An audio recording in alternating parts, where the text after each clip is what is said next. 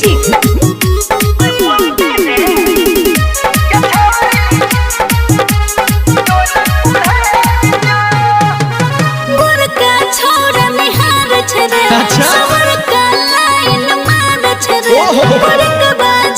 बाप रे बाप हमरे छचलती कोरहन गलती देख क सब जर जिया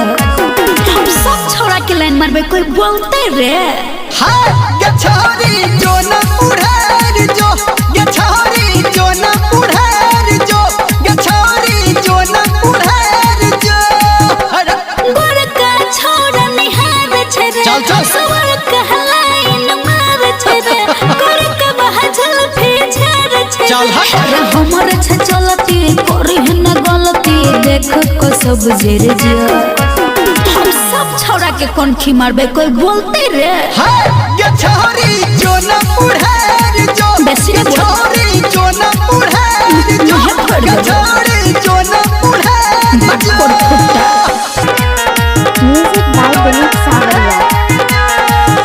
रे जब हम लगाबै छी होठ में लाले गे तबे तू पढ़ै छी गंदा गाले रे जब हम लगाबै छी होठ में लाले तबे तू पढ़ै छी गंदा गाले रे जब हम पहिरे छी कपड़ा जाले गे चाटल बुझाइ छहु तोहर थाले रे सब बेहाल देख कोनल छोरा लरबे तो तू लेर जियो हम सब छौरा के मिसकल मारबे कोई बोलते रे गे छोरी जो न उड़े जो की कहले? गे छोरी जो न उड़े जो बेसी नहीं बोल। गे छोरी जो न उड़े जो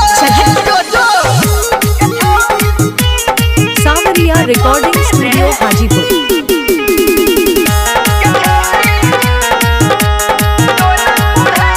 रे सबके घुमाबै छी अपना पछाड़ी भेट तो दबंग छोरा देतो गे मारी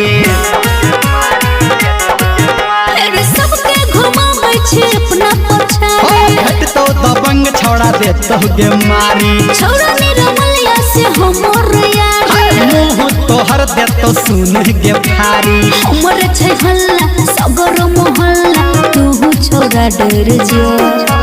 नहिला छाती तान को चलबे कोई बोलते रे